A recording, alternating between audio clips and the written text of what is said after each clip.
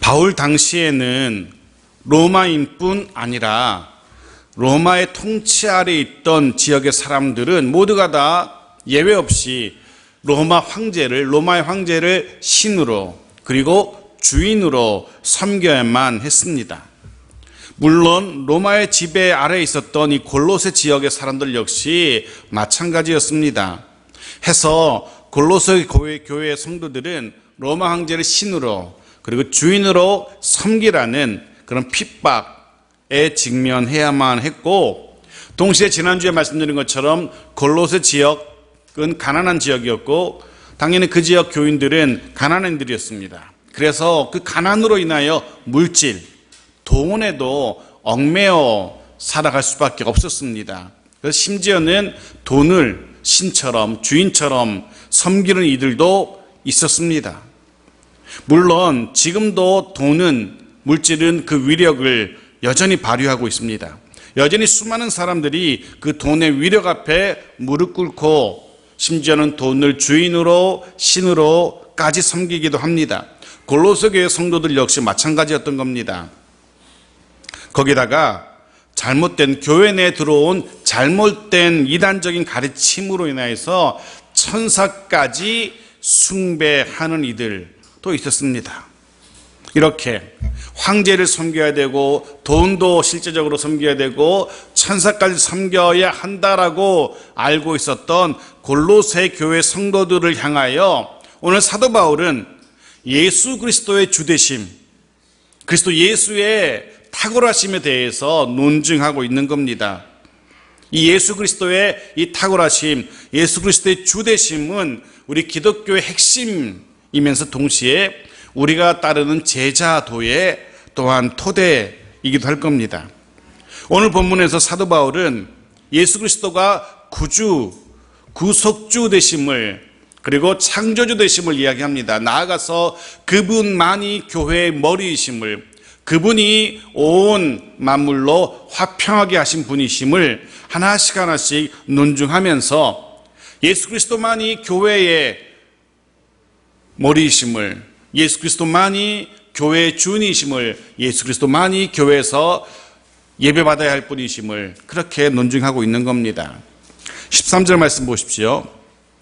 같이 읽겠습니다.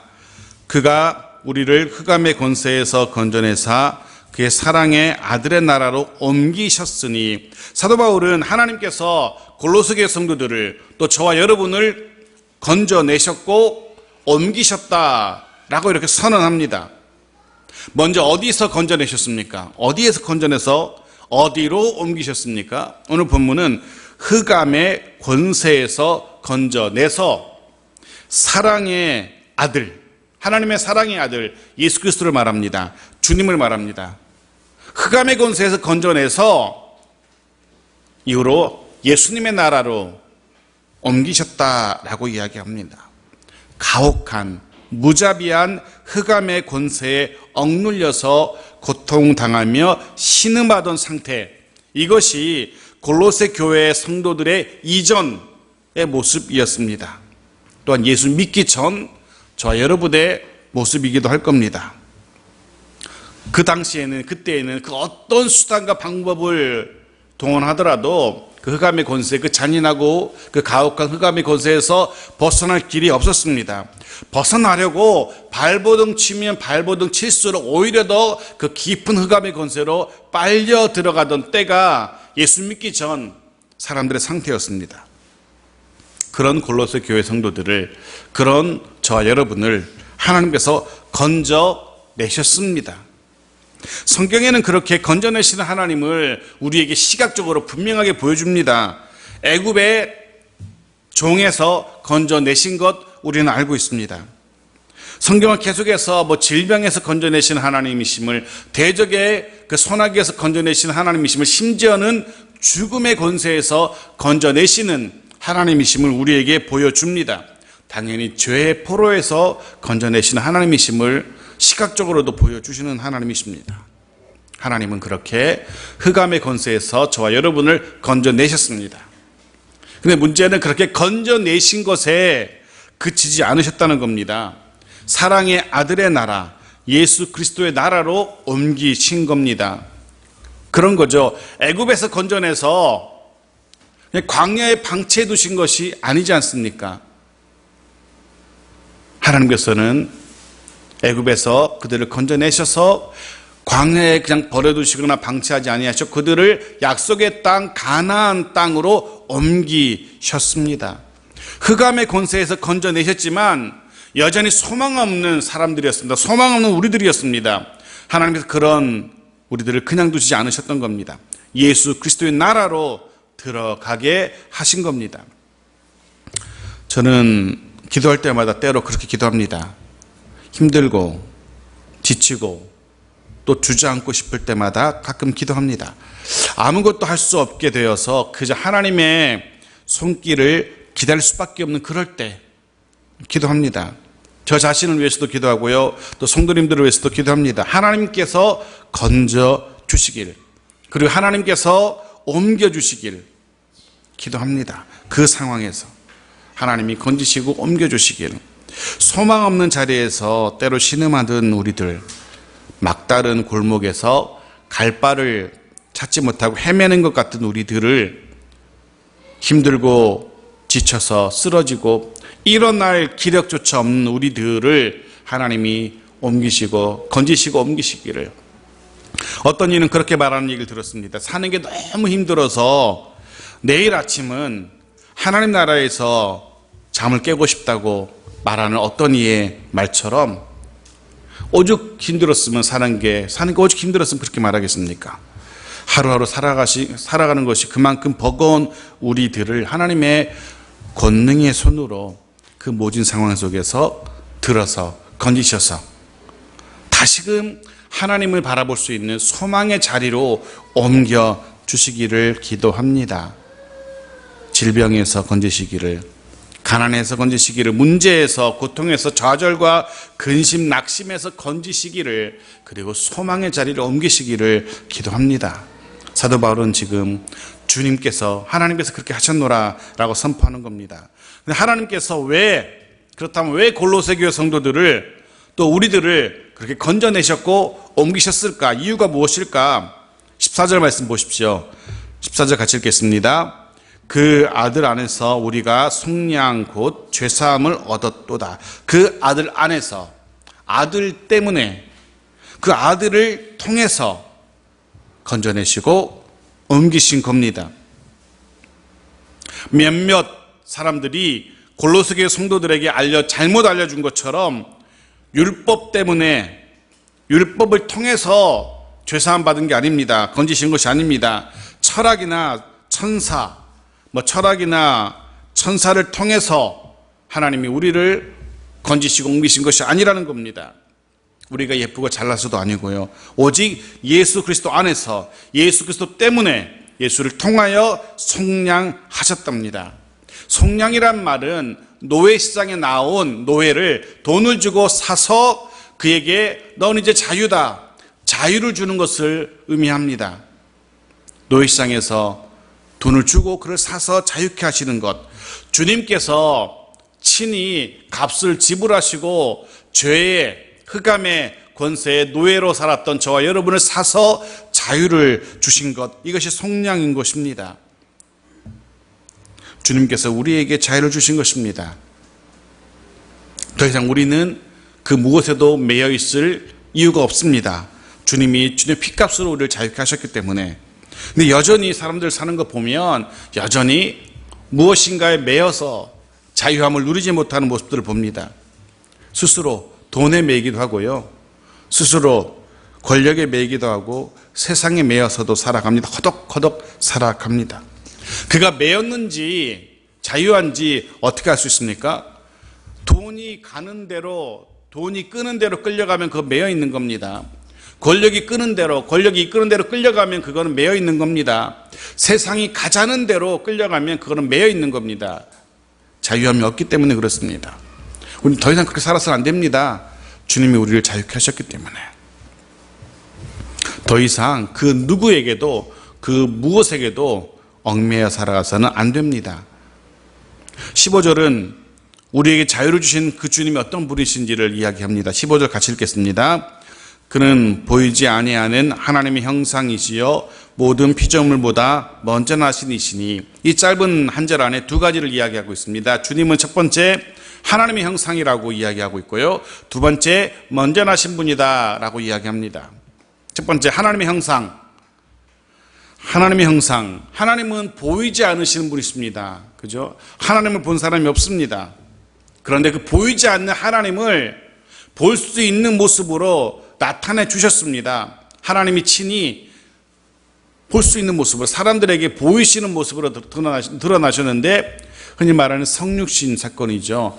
예수 그리스도 사람이 되어서 사람에게 나타나셔서 사람에게 보이신 사건, 그분이 예수 그리스도이십니다. 그래서 요한복음 14장 9절 말씀 보십시오. 같이 읽겠습니다. 예수께서 이르시되 빌립아, 내가 이렇게 오래 너희와 함께 있으되 내가 나를 알지 못하느냐? 나를 본 자는 아버지를 보았거늘 어찌하여 아버지를 보리라 하느냐? 나를 본 자는 아버지를 보았거늘. 사람 눈에 보이지 아니하시는 하나님 아버지가 보일 수 있는 분으로 나타나시는데, 그분이 바로 아들이신 예수 그리스도이십니다.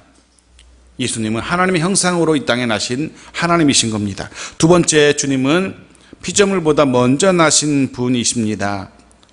자칫 오해하면 피조물보다 먼저 나시니, 결국 이 표현은 마치 예수님도 피조물이되 가장 먼저 만들어진 피조물인 것처럼, 가장 먼저 창조된 피조물인 것처럼 착각할 수 있는데, 그런 의미가 아닙니다. 먼저 나시니라는 표현은 첫 번째 창조물이라는 의미가 아니고요, 하나님의 장자, 상속자라는 그런 표현입니다. 먼저 나시니라는 것은 장자 혹은 상속자라는 표현입니다. 히브리서 1장 2절은 그래서 이렇게 표현합니다. 같이 읽겠습니다. 이 모든 날 마지막에는 아들을 통하여 우리에게 말씀하셨으니 이 아들을 만유의 상속자로 세우시고 또 그로 말미암아 모든 세계를 지으셨느니라. 아멘. 여기 만유의 상속자, 먼저 나신 이를 이야기합니다. 우리 주님은 하나님의 유일한 상속자이십니다. 동시에 히브리서는 그렇게 말했죠. 또 그로 말미암아 모든 세계가 지어졌다라고. 그로 말미암아 모든 세계가, 예수로 말미암아 모든 세계가 지어졌다라고 히브리서가 말하는데요, 골로새서, 오늘 우리가 읽었던 골로새서에도 똑같이 이야기합니다. 16절 같이 읽어보겠습니다. 시작. 만물이 그에게서 창조되되 하늘과 땅에서 보이는 것들과 보이지 않는 것들과 혹은 왕권들이나 주권들이나 통치자들이나 권세들이나 만물이 다 그로 말미암고 그를 위하여 창조되었고. 아멘. 그렇습니다. 만물이 그에게서 창조되되 예수 그리스도는 창조주이십니다. 조금 전까지는 예수님께서 우리를 속량하신 구속주이심을 보여줬다면, 지금부터 사도 바울은 예수님이 동시에 창조주이심을 논증하고 있는 겁니다. 보이는 세상의 것들이나 보이지 않는 수많은 왕권, 주권, 통치자, 권세들은 영적인 존재들을 말합니다. 천사들, 이런 영적 권세자들을 이야기합니다. 영적 존재들을 말합니다. 그들도 주님이 다 창조하셨답니다. 그로 말미암아, 그를 통해서, 그리고 그를 위하여 창조되었노라 라고 이야기합니다. 특별히 오늘 이 시간 우리가 기억해야 될 것은 바로 이겁니다. 그를 위하여 창조되었다는 사실, 이것만큼은 우리가 꼭 기억했으면 합니다. 특별히 이 시간 꼭 기억하십시오. 세상 만물이 그를 위하여, 저와 여러분 역시 그를 위하여, 주님을 위하여 창조되었다는 사실, 창조의 목적을 잊지 말라는 겁니다. 그를 위하여입니다. 예수님의 영광을 위하여, 그를 존귀케 하기 위하여, 그를 찬양하고 그를 경배하기 위하여 세상 만물이, 저와 여러분이 창조되었다는 사실. 이사야 43장 21절 말씀 보십시오. 같이 읽겠습니다. 시작. 이 백성은 내가 나를 위하여 지었나니 나를 찬송하게 하려 함이니라. 아멘. 창조의 목적을 분명히 이야기합니다. 그를 위하여. 저와 여러분이 왜 지어졌는지 잊지 마셔야 됩니다. 저와 여러분이 여전히 이 땅에 머물고 있는 이유, 목적이 바로 이겁니다. 주님을 위하여. 이 목적대로 살아가는 우리 모두가 되어야만 합니다. 세상 모든 만물들이요, 그 목적대로 움직이지 않을 때 문제가 생깁니다. 사람 역시 마찬가지고요. 앞에 있는 시계가 그 목적대로 움직이지 않으면 내다 버려야죠. 문제가 생긴 거기 때문에 고치거나 혹은 고치지 못하면 내다 버려야 됩니다.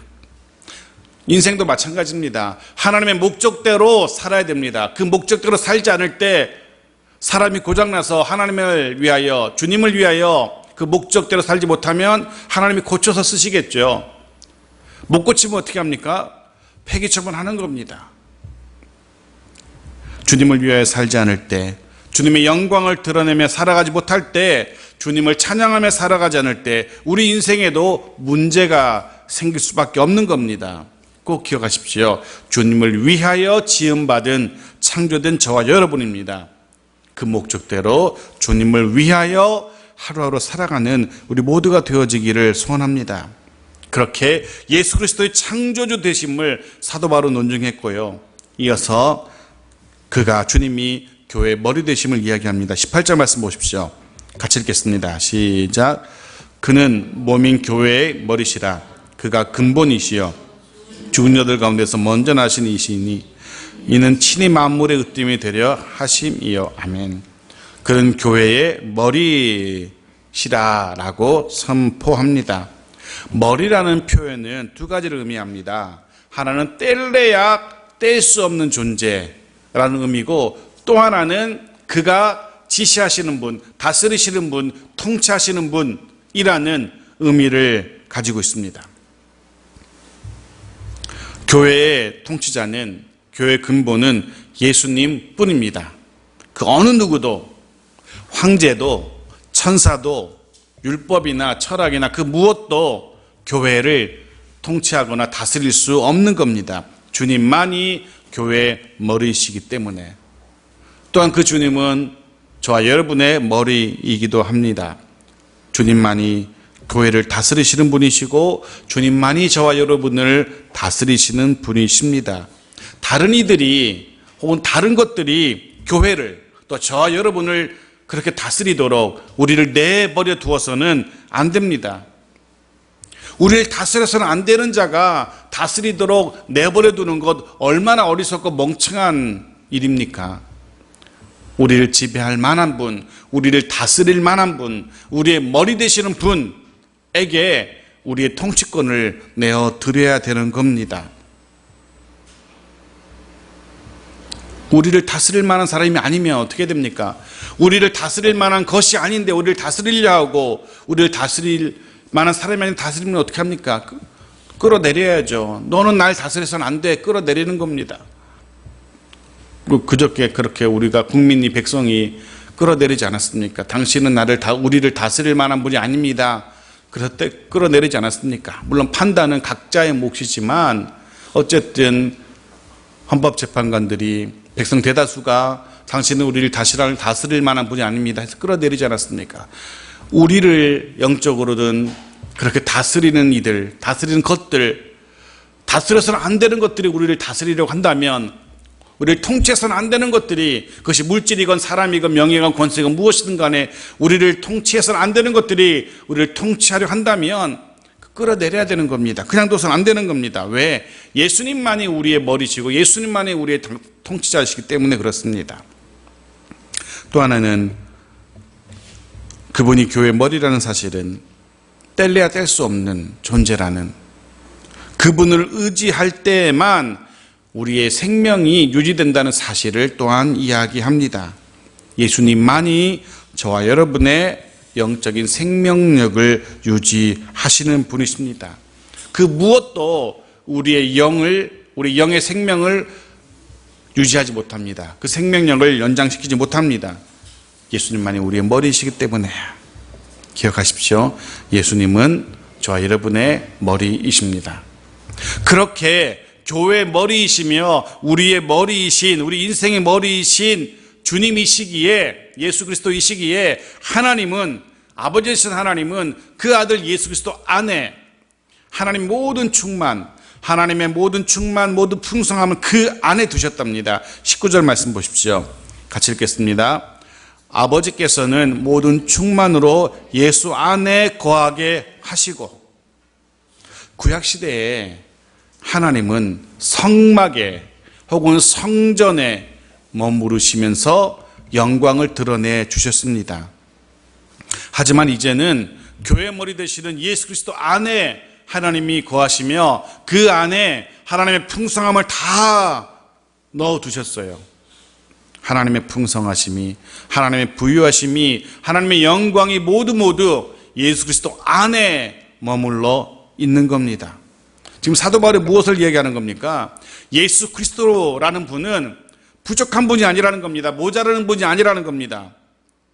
골로새 교회의 어떤 이단들, 골로새 교회를 어지럽히던 이단들의 주장처럼 예수 그리스도는 부족하지 않다는 겁니다. 하나님의 모든 충만이 그 안에 다 있다는 겁니다. 예수가 부족하기에, 예수로는 부족하기에 율법을 지켜야 된다는 사람들, 예수로는 부족하기에 천사도 숭배해야 된다는 사람들의 주장이 틀렸다라고 말하고 있는 겁니다. 예수 안에 충만이 들어있습니다. 더 이상 율법을, 더 이상 천사를 숭배하거나 지켜야 될 이유가 없는 겁니다. 예수 그리스도 한 분이면 되는 겁니다. 그 안에 모든 충만이 다 들어있기 때문에. 우리도 그렇게 고백할 수 있었으면 좋겠습니다. 주님 한 분만이면 충분합니다. 주님 한 분만으로 만족합니다. 그렇게 고백할 수 있는 저와 여러분이 되어지고, 그리고 실제로 그 주님으로 인하여 하나님의 그 충만한 것들을 우리 삶 속에서 누릴 수 있는 저와 여러분 되어지기를 소원합니다. 마지막 한 가지, 주님은 우리 모두를 하나님과 화목하게 하신 분이십니다. 20절 말씀 같이 읽겠습니다. 그의 십자가의 피로 화평을 이루사 만물 곧 땅에 있는 것들이나 하늘에 있는 것들이 그로 말미암아 자기와 화목하게 되기를 기뻐하심이라. 주님은 십자가 사건을 통하여 사람뿐만 아니라 자연 만물까지도 하나님과 화목하게 하셨습니다. 심지어 자연 만물까지도 하나님과 화목하게 되었는데 그 출발점이 십자가 사건이라는 겁니다. 거꾸로 이야기하면 그 전까지, 주님이 십자가 사건을 통하여 만물을 하나님과 화목하게 하기 전까지는 사람뿐 아니라 자연 만물도 힘들어하고 있었던 겁니다. 로마서 8장 22절 보십시오. 같이 읽겠습니다. 피조물이 다 이제까지 함께 탄식하며 함께 고통을 겪고 있는 것을 우리가 아느니라. 피조물, 인간을 포함한 모든 피조물들이 하나님과 화목하지 못할 때 탄식할 수밖에 없는 겁니다. 고통을 겪을 수밖에 없는 겁니다. 그런데 탄식하며 고통하던 사람과 자연 만물을 주님이 십자가 사건으로 하나님과 화목하게 하신 겁니다. 예수 그리스도께서 그렇게 하신 겁니다. 그래서 예수 그리스도를 섬기면 우리 삶 속에 화평이 임하게 되는 겁니다. 주님을 섬길 때 화평이 임하게 되는 겁니다. 우리 가정 속에, 그리고 우리 교회 가운데, 그리고 혼란한 이 나라, 이 민족, 이 사회 가운데 하나님으로 인한, 우리 주님으로 인한 화목, 화평이 필요합니다. 이 화평이, 주님이 주시는 이 화평이 찢어지고 상처 입은 이 사회를 치유하게 되기를 간절히 소원합니다. 그렇게 하나님과, 그리스도로 인해서 하나님과 화평하게, 화목하게 되어질 때 변화가 일어난답니다. 21절, 22절 같이 읽죠. 시작. 전에 악한 행실로 멀리 떠나 마음으로 원수가 되었던 너희를 이제는 그의 육체의 죽음으로 말미암아 화목하게 하사 너희를 거룩하고 흠없고 책망할 것이 없는 자로 그 앞에 세우고자 하셨으니. 전에는 하나님과 원수였답니다. 왼수죠. 하지만 이제는 하나님과 화목하게 되었답니다. 예수로 인하여서. 그리고 더 나아가 이제는 거룩하고 흠없고 책망할 자 없는 자로 하나님 앞에 설 수 있게 되었답니다. 물론 지금의 우리 형편이, 우리의 상태가 그렇게 거룩하고 흠없고 책망한 것이 없는 존재는 아닙니다. 그런 존재라는 건 아닙니다. 장차 그런 존재로 하나님 앞에 설 수 있는 자격을 얻게 되었다는 겁니다. 이전에는 하나님과 원수였기 때문에 하나님 앞에 설 수 있는 자격조차 없었는데요, 이제는 주님으로 인하여 하나님 앞에 설 수 있는 존재가 된 겁니다. 그래서 그 날을 위하여 우리가 힘써야 될 것을 마지막 23절에 덧붙입니다. 23절 같이 읽어보겠습니다. 만일 너희가 믿음에 거하고 터 위에 굳게 서서 너희 들은 바 복음의 소망에서 흔들리지 아니하면 그리하리라. 이 복음은 천하 만민에게 전파된 바요 나 바울은 이 복음의 일꾼 되었노라. 아멘. 이렇게 하면 그리하리라. 그렇게 될 것이라. 어떻게 하면? 제일 먼저 믿음에 거하고 터 위에 굳게 서면, 든든한 믿음의 터 위에 굳건히 서 있어야 한다는 겁니다.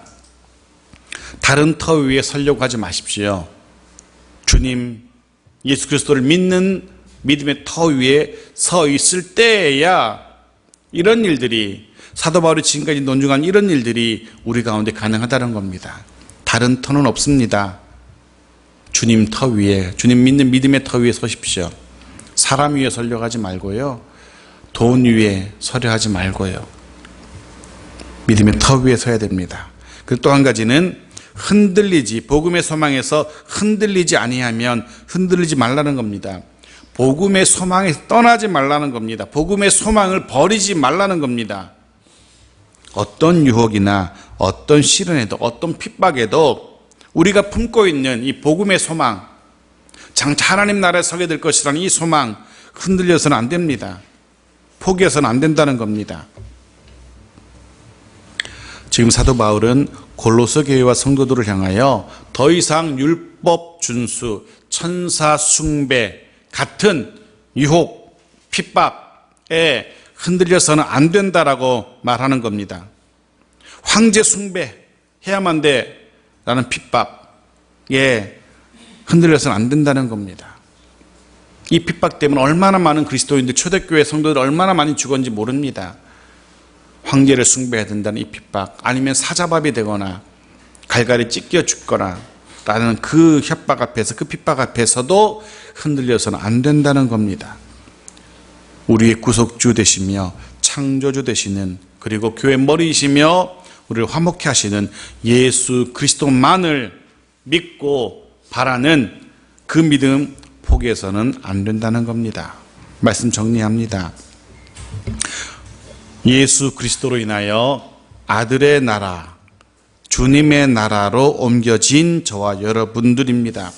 더 이상 죄에 매여 종로로 살 필요 없습니다. 아니, 그 무엇에도 매여서 신음할 필요 없습니다. 오히려 예수 그리스도만을 위하여 지음받은 자답게 주님 영광 드러내며 주님의 다스리심을 따라서 살아가는 우리 모두가 되어지기를 축원합니다.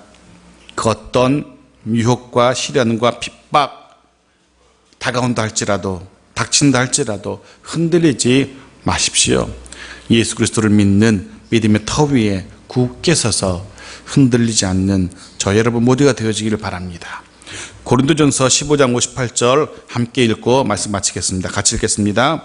그러므로 내 사랑하는 형제들아, 견실하며 흔들리지 말고 항상 주의 일에 더욱 힘쓰는 자들이 되라. 이는 너희 수고가 주 안에 헛되지 않을 줄 알미라. 아멘. 잠깐 기도드리겠습니다.